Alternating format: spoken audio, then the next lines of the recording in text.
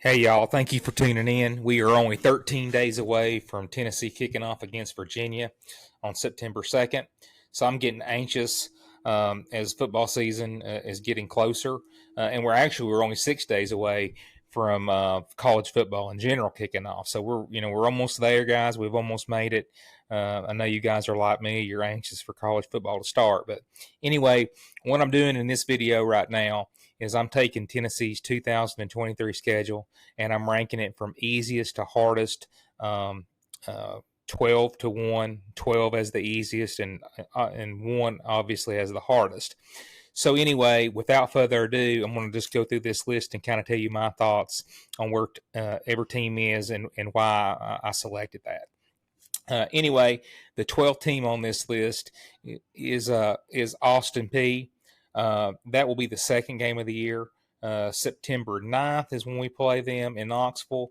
Last year they were 7-4 in the ASUN conference. They are an FCS team, which basically means Tennessee's paying them to come to Knoxville to get beat down by about 40 points. Tennessee shouldn't have any trouble with Austin Peay. It'll probably be not probably, they'll definitely be the easiest game on our schedule. And then coming in at number 11, the next team on the list is Connecticut. Connecticut is an independent team, which basically means they don't have a conference. They do their own thing, kind of like Notre Dame. They just play whoever they want to play, and they don't really have a conference championship or anything like that. We play them the 9th game of the year on November 4th. Last year, UConn went 6-7. Decent team. They're definitely better than Austin Peay, but Tennessee shouldn't have any issue at all beating UConn.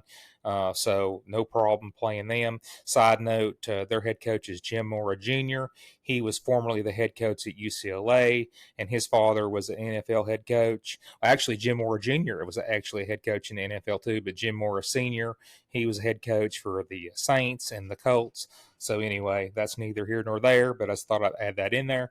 And then the team at number 10 on my list is Virginia. That's the first team we play in 2023. We play them September 2nd. Last year, Virginia just had a horrible year in every way possible. They had that shooting that several players died. Just a horrible tragedy. And then on top of that, the football team just didn't do very well either. Offensively, they really struggled. Virginia only averaged 17 points a game offensively, and you're just not going to beat anybody scoring 17 points a game. Just to kind of contrast that, Tennessee averaged 46 points a game, and they scored 46 points a game in a much tougher conference. So, anyway, Virginia, right now, I think Tennessee is a 28-point favorite against Virginia. So, Tennessee shouldn't have any issue with Virginia, and they are at number 10. Anyway, to team number 9 on my list is Vanderbilt. We get them at home the last game of the year on November 25th. Last year, I think Vanderbilt had a very successful season. Any Vanderbilt fan will tell you that, which I don't really know any Vanderbilt fans. Is there any Vanderbilt fans out there? But anyway, last year they went 5-7. They went 2-6 in the SEC. Picked up some really big wins against Florida and Kentucky. They beat Kentucky at Kentucky. I did not see that happening, but Vanderbilt did it. Clark Lee, in my opinion, in his second season, really he did a really great job. This will be his third year there. But anyway, we should not have any trouble with Vanderbilt. I would expect us to be, 25 to 30 point favorites in that game when we play that game. So anyway, Vanderbilt was at 9. Now let's go to team 8 on this list, UTSA, University of Texas San Antonio. This is a dangerous team. They were in Conference USA before this year. They were the reigning Conference USA champions the last couple years, and they've got the MVP, Frank Harris, coming back. He is just a really good quarterback, very dangerous running, throwing the football. He's got over 11,000 total yards in his history there. So now this is the first game that I will say I could see us losing this game. If they play good and we play bad, I don't see that happening, but there is a possibility there. UTSA has like 9 starters back on offense. They're a very dangerous team. and they're definitely a team you don't want to take lightly, or they could reach up and bite you. So UTSA at number 8. All right, now let's get to number 7 team on this list, Missouri. We got to go to Missouri. That's the 10th game of the year on November 11th. Last year, Missouri went 6-7 and 3-5 in the SEC. They finished 6th in the SEC East. They had a pretty good team defensively last year, and I know if you're a Tennessee fan, you're sitting here thinking, how did they have a good defense? Because we scored 60-plus points on them the last couple of years. But actually, outside Tennessee, they did have a pretty decent defense. But offensively is where they weren't getting it done. So they went out here and hired Kirby Moore to be their offensive coordinator. They're hoping he can produce more points and produce more results. They do get Brady Cook back this year, their quarterback. So that's big to have a quarterback that's been there and got some experience versus having to bring in a true freshman or something like that. But Missouri is a dangerous game. It'll probably be cold. It'll more than likely probably be a night game. It's the week before the Georgia game, so there's the potential of a trap game. So we're definitely going to have to take Missouri. Definitely not take Missouri lightly. We're going to take them very strongly. But I do see us winning that game, but it will be very difficult. But anyway, I have Missouri at number 7. And now this kind of tells you the next team on this list. I have Kentucky at number 6. And, that just shows you how strong this schedule is that we have. Kentucky will be a very tough game. It is the week after the Alabama game. So we'll probably be banged up. And Kentucky has a bye week the week before that. So they're going to be rested. And, on their mind also will be the fact that we just drug them around Neyland Stadium last year and beat them like a rented mule. So Kentucky is going to be motivated. They're going to be hungry. And that's going to be a really hard game. And, we better come out to play, or, they could definitely beat us if we don't, have the right mind frame. But anyway, Kentucky will be the 8th game of the year. October 28th. Little side note on Kentucky. They've brought their offensive coordinator back, Liam Cohen. He went to the Rams, went there 1 year, and now he's back. A couple years ago, he in 2021, when he was at Kentucky, they were much, much better offensively than they were last year. They were 36th when he was there, and then last year they were 115th. So, and of course, Mark Stoops fired the offense coordinator from last year because they were putrid. They really struggled moving the football. But with Liam Cohen, they were much better. Anyway, and another thing, they went out and got Devin Leary. I think he might have been the best quarterback in the portal being picked up. So Mark Stoops did a great job being able to go out and get him. Devin Leary was at NC State. He was having a great year before he had that season-ending injury. So, I don't think they downgraded their quarterback situation at all. They probably maybe went out and got even a little bit better quarterback by getting Devin Leary. So, anyway, Kentucky at number 6. Now, the number 5 team I've got on this is South Carolina. We've got to play South Carolina at home. That's going to be the 5th game of the year, September 30th. Last year, South Carolina went 4-4 in the SEC, 8-5 overall, and 3rd in the SEC East. They were kind of struggling, little midway over the year, and then all of a sudden they just turned it on. They beat Tennessee and Clemson, who were 2 top 10 teams, and that was in large part due to Spencer Rattler just coming out and balling out and really playing to his potential. They really spread those receivers out and gave him more freedom to make decisions. And so, South Carolina is a very dangerous team, and they get Spencer Rattler back this year. Now, I have South Carolina pretty high on this list, and the reason why is because they scored 63 points on us. They scored so many points on us that they ran out of fireworks in Columbia. So, I hear a lot of Tennessee fans saying, "Oh, we'll kill South Carolina." Well, I'm going to have to believe it to see it because, we've got to fix some things in our secondary before I see that, because our secondary was our Achilles heel, and they exploited it pretty well. So Tennessee better come to play, or South Carolina could definitely beat us in Neyland Stadium next year. So anyway, South Carolina at number 5. Okay, the number 4 team I have on this is Texas A&M. I mean, I think everybody will agree on this. Texas A&M was probably the most disappointing team, not just in the SEC but nationally. They're one of the most gifted, talented teams in the country, and they only won 5 games last year. I think their overall record was 5-7. They went 2-6 in the SEC. They finished dead last in the SEC West. And that's in large part to their offense.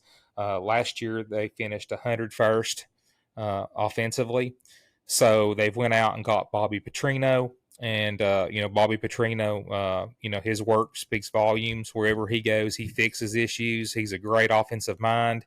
So I do think they're going to get that turned around offensively, because their defense played good last year. If they would have had a better offense, they would have won a lot more games. And I do expect them to be much better this year.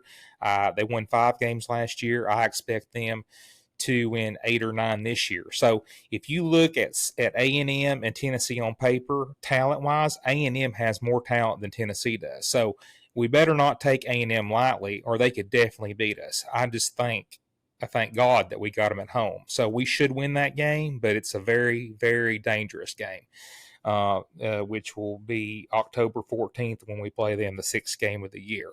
And I think we get them right after a bye week too, so we'll be rested. So, but anyway, Texas A&M at number 4. Okay, now let's get to the top 3 games here in order of difficulty. The next team at number 3 is Florida. We have to go to Gainesville in week 3. That will be September 16th. They've already released the game time, 7 o'clock. It's going to be a very difficult game. It's going to be in the swamp. It'll be a sold-out crowd. So, I don't think Florida is a great team. I don't think they're horrible either. But, Tennessee should beat Florida 99 times out of 100. But Joe Milton's first SEC away game as a starter, I don't completely trust him yet, so it'll be a very difficult game. We could trip up and lose that game if we're not careful. But anyway, we've not won there since 2003, so Tennessee needs to go out there and exercise those demons and win that game in Gainesville. Anyway, it'll be a very tough game. Little side note on Florida: they were 3-5 in the SEC last year. They were 6-7 overall. They lost the last 3 games of the season. They are replacing Anthony Richardson. They were 5th in the SEC East. Billy Napier will be in his 2nd year this year. So anyway, that's a little bit more information on Florida. But anyway, should win that game, but it will be a very difficult game to win. The fact that it's Florida and the fact that it's in Gainesville. So anyway, Florida at number 3. Okay, now the number 2 team on this list, I've got the Georgia Bulldogs. And I know as soon as I said this, people are sitting here thinking, how in the world is the 2-time defending national champion at number 2 instead of number 1? Well, it's not because I don't have respect for Georgia. I very much respect Georgia. And honestly, I think they'll probably win the national championship again this year. They have set the bar as far as collegiate athletics is concerned. They don't really have any weaknesses offensively or defensively. They are replacing Stetson Bennett. I think Carson Beck was just announced as the starter for them, and he has a ton of talent. He's out of Jacksonville, Florida, highly recruited quarterback, and he's in his 3rd year there. I really don't see Carson Beck having a tough time this year. He has a plethora of weapons, Brock Bowers and McConkey, and he's got a good stable of running backs. They are kind of thin at running back, but I think they'll get a lot of those players back. I think some of them are not healthy, but anyway, I do think Georgia beats us in that game. But anyway, we play them. I think it is the 11th game of the year. That's November 18th. So I've got the Georgia Bulldogs as the second hardest game of the year. That the second hardest team that will play this year.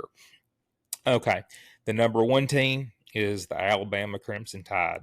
And the reason that I've got Alabama as the number one team for just a couple of reasons. I actually think Georgia's a better overall team than Alabama is, but we're not going to Athens.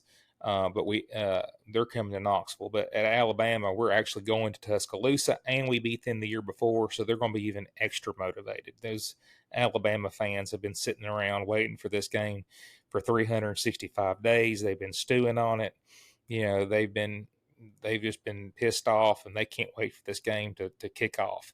So it's going to be a very hostile environment. They are replacing Bryce Young, who's just an amazing quarterback. And as of this date right now, they have not announced a starting quarterback. It's either going to be Jalen Milroe or Ty Simpson. But they've got – I really think this Alabama team, though, is not going to be the Alabama team that we've seen the last 4 or 5 years. It's going to be the Alabama from 2011 to 2015, 16. They're going to run you over. They're going to impose their will. They're going to man up in the secondary, and they're going to blitz. They're going to be a lot more aggressive. Alabama is replacing their offensive coordinator and their defensive coordinator, but I do expect Alabama to be very good this year. I think they're ranked number 4th in the country right now. So anyway, I've got the Alabama Crimson Tide is the number one, the hardest game this year for us to play since we are going to Tuscaloosa. But anyway, that is my list from 12 to 1. Thank you guys for tuning in, and let me know your thoughts. If I messed this list up, if you don't agree with it, that's fine. Let me know. Anyway, you guys have a great day.